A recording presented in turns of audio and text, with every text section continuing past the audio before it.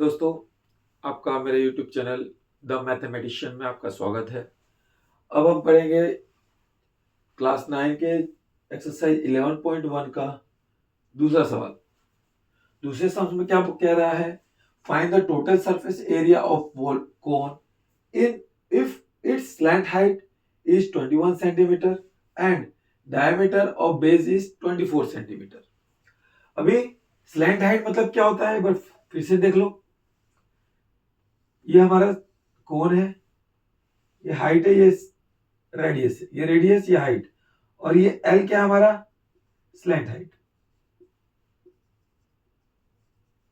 Slant height है, radius ये हमारा स्लैंट हाइट है, तो हमको हाइट क्या दे रखा है? Slant height L equal to कितना दिया है? 21 मीटर। डायमीटर कितना दे रखा है? Of cone equal to 24 metre. तो रेडियस क्या होगा? Radius equal to diameter divide by 2 equal to 24/2। Therefore r equal to कितना आ गया? 12 सेंटीमीटर, 12 मीटर। बस r आ गया। अभी क्या बोले? Find the total surface area of cone. तो total surface area of cone मतलब T S A equal to total surface area of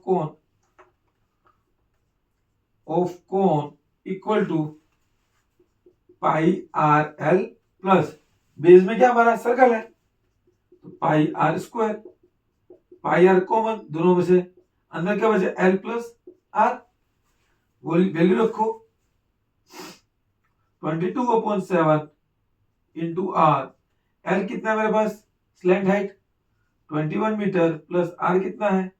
12 metre equal to 22/7 into R कितना है? 12। ये कितना हो गया? इंटू 33।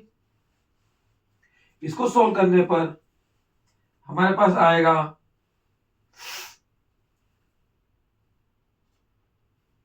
इसको एक बार मल्टीप्लाई कर लेते हैं। 22 इंटू 33, 32 टू 66, 33 टू 66 और 6 72।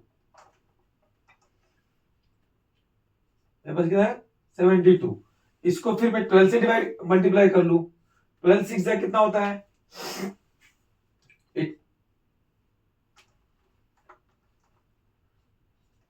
72 कैरी 7 7 12 2 जा 24 7 31 कैरी 3 12 7 जा 84 3 87। तो यहां पे मेरे पास क्या आ गया? 8712 डिवाइड बाय 7। डिवाइड करो,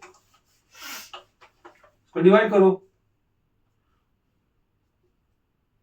7 1 जा 7 1 7 2 जा 14 3 बच गया 31 हो गया।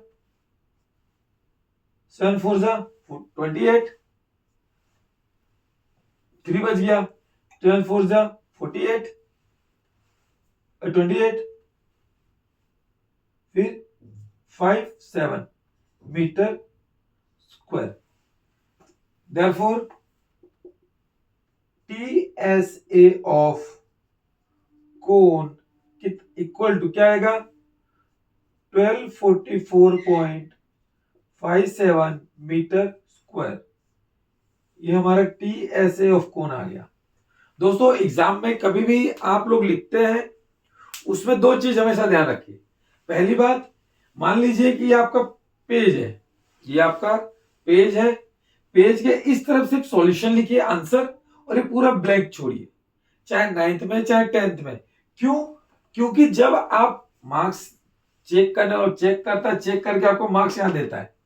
दूसरी बात, आपका जो आंसर आता है, इस आंसर को आपको क्या करना है? एक बॉक्स में कवर कर देना है।